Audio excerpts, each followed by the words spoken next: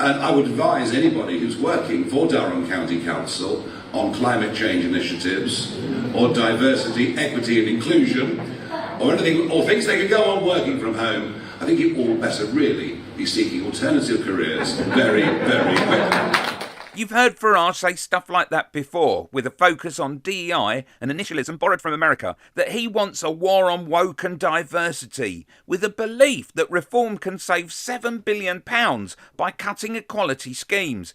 Except, according to Byline Times and The Times, new government figures, which have yet to be refuted by the far-right party, show that just £27 million was actually spent on so-called DEI measures in 2022 to 23 by civil service, suggesting leader Nigel Farage's claims are off by a factor of about 250. Civil Service Union FDA's Assistant General Secretary Lucille Thrillby told the newspaper that across an organisation of more than 500,000 staff, these couple of hundred EDI staff, EDI being the way that the UK say DEI, represent a small cost of the overall salary bill. Scaling back EDI staff would likely leave departments exposed to challenges around discrimination, be that individual cases or structural issues like equal pay and failure to apply reasonable adjustments, eroding any potential cost savings while making the civil service a much worse place to work. But also, it looks like by targeting diversity,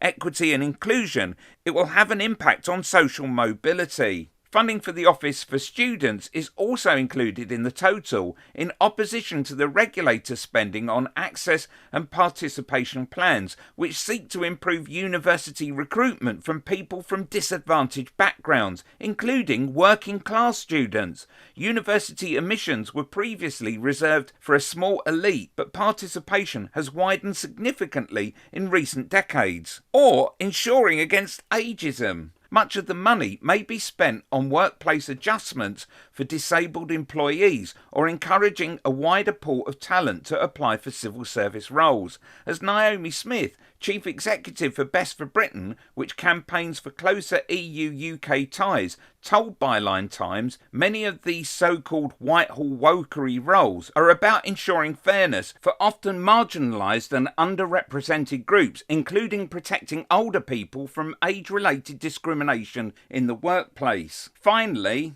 others, though, noted that Reform UK is following the Trumpian playbook. Farage is making it up as he goes along. Even if he did his research and knew the accurate figures, he'd rather repeat the lie to enrage people, said one. Click here for a bunch of rotten, dumb and bigoted Reform councillors who haven't got a clue how to run a council.